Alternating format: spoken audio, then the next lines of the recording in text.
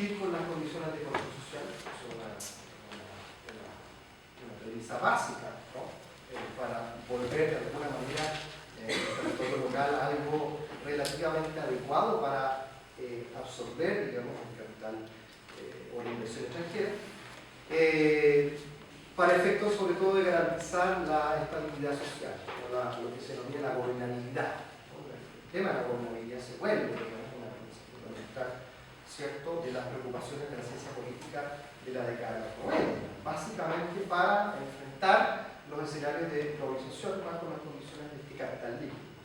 Y lo otro, tremendamente importante, es lo que se denomina las políticas de consenso. Las políticas de consenso tienen que ver fundamentalmente con reemplazar la deliberación política nacional moderna, tradicional, la acción comunicativa, en el sentido de Habermas, por la negociación estratégica. Es decir, de alguna manera Chile ofrece esas condiciones dado que su matriz portaliana de concepción del Estado, es un Estado construido desde la élite, en realidad le acomoda el dedillo en el fondo una política de consenso porque es una política de negociación entre élites, entre los que están arriba en el fondo. O sea, en realidad la política de consenso en Chile siempre ha existido, desde la formación del Estado nacional chileno siempre hemos tenido política de los consensos de la élite. Pero básicamente en el fondo eso anula todo lo que tiene que ver con la deliberación política, por lo tanto con toda la capacidad, o incluso mejor dicho, más que la capacidad, la necesidad de que existan discursos políticos. Si hay pura negociación, y la negociación es estratégica para mantener el poder, no tiene sentido en el fondo levantar discursos asociados a proyectos políticos, no tiene ningún sentido. A menos que se ocupen ese discurso única y exclusivamente como pantallas para producir la diferenciación entre los actores que negocian. Bueno, ese sería el tercer aspecto relativo, digamos, a este fenómeno de transnacionalización del capital. Veamos el cuarto punto que tiene que ver con la ciudad neoliberal. ¿Qué es la ciudad neoliberal dentro de todo este escenario? Bueno, la ciudad neoliberal es, y esto es una interpretación que por lo menos nosotros hacemos en el proyecto, es una específica relación entre globalidad y localidad. Generalmente la globalización se entiende como la disminución, como que la localidad está en peligro versus el avance de la globalización. Bueno, la ciudad neoliberal es todo lo contrario. La ciudad neoliberal es el amarre o el anclaje entre globalización y localidad. ¿Ya? Es un anclaje extremadamente potente. ¿Ya? Y eso tiene que ver con lo siguiente. Primero, el capitalismo global o el capitalismo líquido del cual habla, ¿cierto?, Zygmunt Bauman, tiene que ver con un proceso de lo que podría llamarse la financiarización de la economía. ¿Qué quiere decir eso? Que pasamos de un capitalismo de industrias, de producción de objetos materiales, ¿sí?, a un capitalismo de capitales, un capitalismo financiero, un capitalismo de acciones. ¿Ya? Por lo tanto, la financiarización de la economía hace que finalmente el capital, al estar desmaterializado, desconectado de los bienes y servicios tangibles, el capitalismo se vuelve una cosa virtual, se vuelve, digamos, prácticamente especulación de ingeniero matemático, es decir, con Popoli, como ha hecho la película, tiene que ver con esa posibilidad de hacer negocios con un computador, en el fondo. Finalmente, el dinero se vuelve eso que Marx denomina, ¿cierto?, una mercancía, se vuelve un código binario. Finalmente, tiene que ver con una constitución numérica, ¿no? Bueno, el hecho de que la economía se vuelva financiera tenga que ver fundamentalmente con la lógica, digamos, accionaria, ¿no? Permite necesariamente un anclaje entre el capitalismo financiero y la localidad. ¿Por qué? Porque básicamente la localidad está directamente asociada a la banca. Porque tiene que ver fundamentalmente con todo el mercado de créditos hipotecarios. O sea, necesariamente, ¿no?, podríamos decir, el fortalecimiento, ¿cierto?, del mercado de capitales está directamente asociado al mercado de los créditos hipotecarios, por lo tanto a la corrupción. crecimiento de las ciudades de alguna manera fortalece también el capitalismo. En el caso chileno tenemos otro tipo, digamos, de mecanismo de fortalecimiento de la banca, como es el caso, digamos, de las FP. Las FP también son parte, digamos, de uno de los lugares, digamos, de fortalecimiento del capitalismo financiero, y que ha sido un ejemplo exportado a otras latitudes, ¿no? El tema de la privatización de la seguridad social, ¿no? Por lo tanto, de hecho, la crisis del 2008 es una crisis que está directa, la crisis financiera del 2008 es una crisis que está asociada fundamentalmente a lo que tenemos la crisis de los subprimes, es decir, se le entregó crédito a gente que no podía pagar, crédito hipotecario, de vivienda, ¿no? Eso establece un vínculo tremendamente sensible entre el capital global y las ciudades. Ahí está el nexo. Ese nexo es tremendamente importante, si bien siempre ha existido, hoy día se convierte en un elemento estructural, ¿cierto?, de la ciudad. Junto con la relación entre capital financiero y, obviamente, aquellos encargados de entregar los créditos hipotecarios y, obviamente, el sector inmobiliario, las empresas inmobiliarias, en el fondo, tienen un papel tremendamente importante en este juego, está, obviamente, el retiro de la planificación urbana. Es decir, la ciudad ya no puede ser planificada desde el Estado, primordialmente, ¿no? Porque planificar la ciudad del Estado significa definir el territorio en función de una deliberación política de lo que debe ser el territorio, ¿no? Y si nosotros vemos desde el punto de vista de las condiciones que impone el neoliberalismo, desplazando, ¿cierto?, la deliberación política hacia el campo de la negociación, ¿sí?, el territorio se convierte, lejos de ser un tablero sobre el cual se toman decisiones relativas, digamos, a las grandes mayorías, ¿no?, o a lo que democráticamente corresponde construir una vida en conjunto, ¿no? El territorio se convierte en el efecto final de una sumatoria de negociaciones, finalmente, ¿no? O sea, hay cosas de ver, por ejemplo, todo lo que tiene que ver con las campañas políticas a nivel municipal, como las empresas inmobiliarias, dado que no está controlado, digamos, el flujo de recursos que se entregan a la política, es cosa, no hay que ser muy hábil para darse cuenta, digamos, cómo los sectores inmobiliarios pagan, ¿cierto?, campañas políticas a los alcaldes, y alcaldes, digamos, que se siguen repitiendo el plato durante varios periodos, ¿no? Y vemos cómo empiezan a crecer las torres, etcétera, etcétera. Entonces, obviamente, allí hay una cuestión re importante que tiene que ver con el retiro de la planificación urbana. Hoy día los planes reguladores, lejos de ser reguladores, son una especie, digamos, de mapa de negociación entre el Estado, ¿sí?, y el sector privado. Bueno, ahí aparece dentro de por lo menos dentro de la teoría urbana, el término de la gobernanza urbana, el eufemismo, para decir que ya el Estado no planifica, sino que lo que se produce es gobernanza. ¿Qué sería la gobernanza? El procedimiento de toma de decisiones, en donde el Estado es uno de los actores. ¿Cuáles serían los otros actores? Está el Estado, está obviamente el sector privado, la empresa privada y la sociedad civil. Bueno, en una sociedad civil debilitada, como la nuestra, ¿sí?, donde las organizaciones de base están prácticamente en el suelo, donde hay una represión constante, ¿cierto?, a la organización social de base.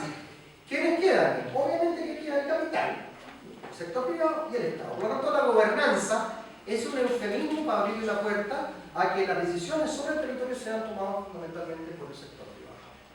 Entonces ahí se produce un anclaje, una relación público-privada que apunta fundamentalmente a generar las condiciones territoriales para la inversión, ya sea local o extranjera. Entonces no significa todo. ¿Entienden ustedes? O sea, la relación entre el sector privado y el sector público tiene que producir las condiciones territoriales para que la inversión pueda, digamos, incorporarse a las grandes ciudades. Santiago es una ciudad que ha crecido enormemente en el último tiempo, prácticamente concentrando la mitad de la población del país, ¿no? Cosa de que nosotros salgamos y comparemos Santiago con el resto de las ciudades y nos vamos a dar cuenta de la enorme distancia que existe. Y obviamente el odio que tienen nuestros compatriotas de regiones hacia los argentinos es evidente, digamos, el nivel de, en el fondo, de concentración de todos los recursos, de todos los servicios de la cultura en la tiene que ver porque Santiago ofrece las mejores condiciones para la inversión. Se convierte, digamos, en plataforma de conexión entre el área, digamos, financiera de Latinoamérica con el sudeste asiático. O sea, siempre se ha pensado, digamos, esta carretera del vínculo entre Latinoamérica y el sudeste asiático a través, digamos, de la ciudad de Santiago. Entonces, todo esto hace que las ciudades se vuelvan tremendamente importantes para la articulación del capitalismo financiero. Por lo tanto, la globalización, esto de que la globalización va en contra de la localidad, que no ve con la localidad, es una falacia. O por lo menos es el primer discurso que generalmente uno podía tener, ¿cierto? Por ahí por la década del 90 respecto a la globalización. Hoy día la globalización requiere la localidad. Hoy más que nunca se requiere justamente de la localidad. Bueno, ¿cuáles serían los efectos que nosotros podríamos tener respecto a la gobernanza? Respecto, digamos, a esta nueva forma de administración del territorio bajo las lógicas neoliberales. Fundamentalmente lo que nosotros vimos en la primera parte de la clase, que es la fragmentación urbana. La ciudad se empieza a dividir. Se pierde la ciudad y se convierte en una especie de sumatoria de barrios. Fíjense que en el imaginario ya la gente no piensa en la ciudad de Santiago, piensa en su barrio, en mi plaza, en lo que me identifica. La defensa de los barrios es una forma también de destruir la ciudad, paradójicamente. ¿Sí? Porque la medida que yo defiendo mi barrio, de alguna manera tomo en cuenta de que me interesa mi barrio, me interesa lo que ocurre más allá. ¿No? Entonces se produce, obviamente, con esto no estoy diciendo que la defensa de los barrios sea algo negativo, todo lo contrario, yo creo que hay que hacerlo. El tema es que eso está dentro de una lógica que de alguna manera no hace sino reproducir la escena de fragmentación. Bueno, la tesis fundamental de este trabajo, y ahora pasamos al tercer punto, dejando un poco de lado las condiciones estructurales que el neoliberalismo impone al territorio y a la ciudad, la tesis es que el neoliberalismo en la ciudad no solamente produce fragmentación. En términos de Bauman, el capitalismo en su fase neoliberal no solamente produce pura liquidez, sino que también produce cristalizaciones o produce solidificaciones.